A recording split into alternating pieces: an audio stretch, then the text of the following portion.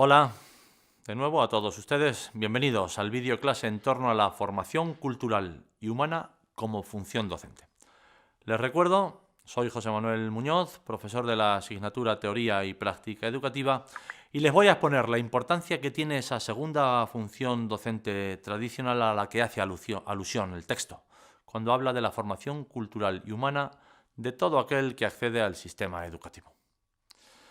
Es decir, ese ir haciéndose persona, proceso vitalmente necesario por el que la especie humana indefectiblemente va pasando y en el que va adquiriendo esa naturaleza cultural que le permite ejecutar la responsabilidad, la justicia, la compasión, etcétera, etcétera, etcétera. ¿Por qué traigo a colación este tema? ¿Qué tiene de importante que quiero explicarlo con cierto detenimiento en un vídeo clase? Miren, existe un cierto debate, permanente además en la función docente, que hay que aclarar. Pues no es tan difícil situar el tema en el lugar que le corresponde. Me voy a ir explicando.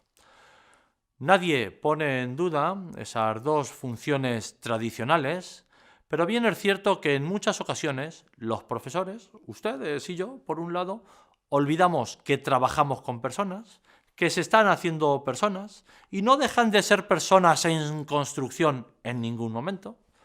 Y por otro lado, también es cierto que muchas familias conocedoras y conscientes de ello dejan en exceso en manos del profesor muchos de los aspectos que previamente deben haberse trabajado en casa. La pregunta surge de inmediato. ¿A un profesor también le corresponde educar y no solo enseñar? Miren, la respuesta es sí, con mayúsculas. Ahora bien, ¿de qué educación hablamos? ¿A qué nos referimos cuando decimos que no solo tiene que explicar conocimientos, sino también educar? ¿Es algo propio de la sociedad o más bien demanda de esa naturaleza humana inacabada con la que trabaja un profesor? Veamos. Educar significa algo tan simple, aunque tan complejo, como hacer personas.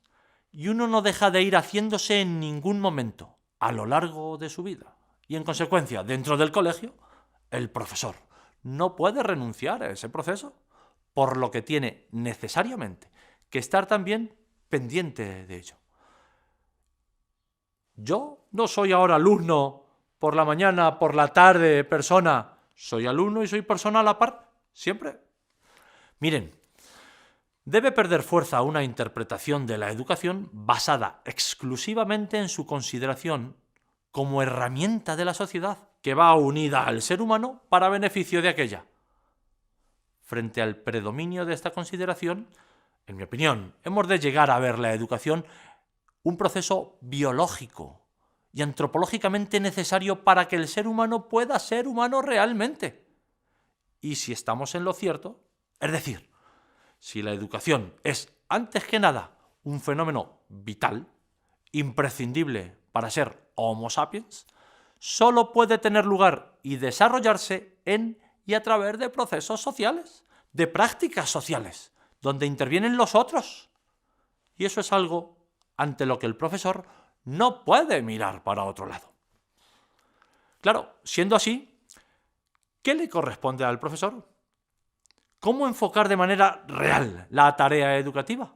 Oigan, muy simple, haciéndonos cargo también de qué es y cómo es el hombre como ser educable, que pasa de un proceso de hominización al de humanización.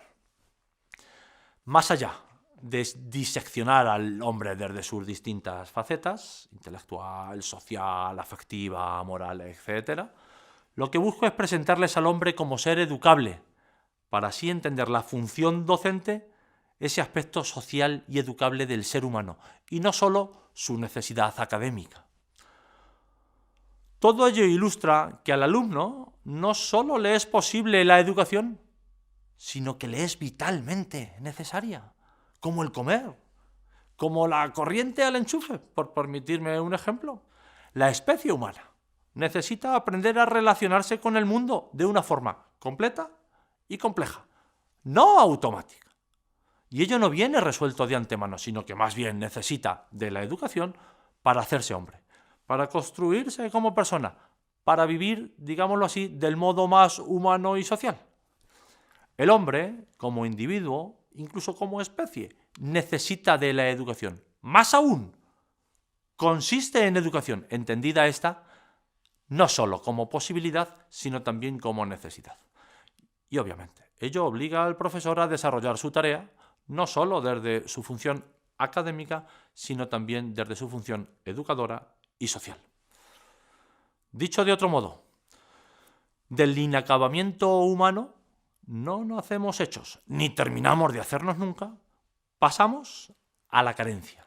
Y de la carencia a la necesidad, cuya resolución no puede darse solo desde dentro del sujeto mismo, sino que requiere de factores intermediarios externos para poder realizarse.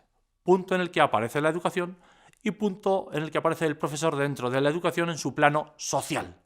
Pues la necesidad no se refiere a procesos lógicos, sino físicos y de comportamiento.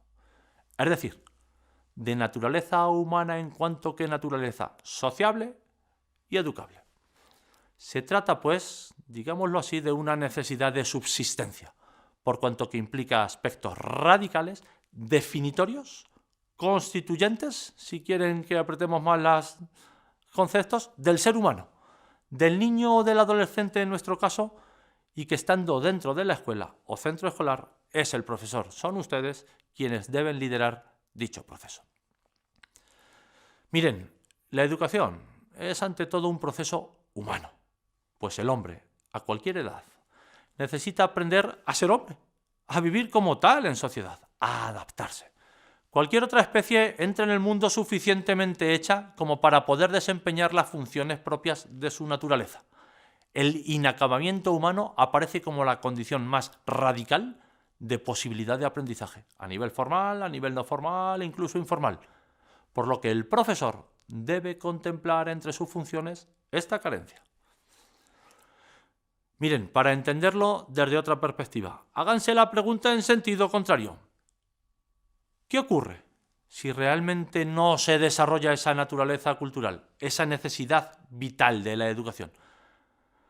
Está sobradamente demostrado que en la cultura occidental la reflexión sobre el hombre conformado por la cultura, el hombre producto de la civilización y la educación como el proceso de promoverlo, ha ido acompañada por una sombra, por su inevitable reverso, el denominado hombre salvaje. El niño salvaje. Recuerden la historia del niño de Aveirón, por ponerles un ejemplo. El supuesto en estos casos es claro: la crianza silvestre, es decir, al margen de una comunidad de acogida que te incorpora al carril de aceleración de la cultura. El ser humano en esos casos es humanamente un desastre. Si analizamos los diversos estudios que existen sobre los niños abandonados, comprobamos realmente lo que significa hablar de la educación como aquello vitalmente necesario, lo que la naturaleza aporta y lo que la cultura se ve en la obligación de acrecentar, y lo que también, ojo, en consecuencia, le corresponde a un profesor, hacer como propio de su función docente. Muchas gracias.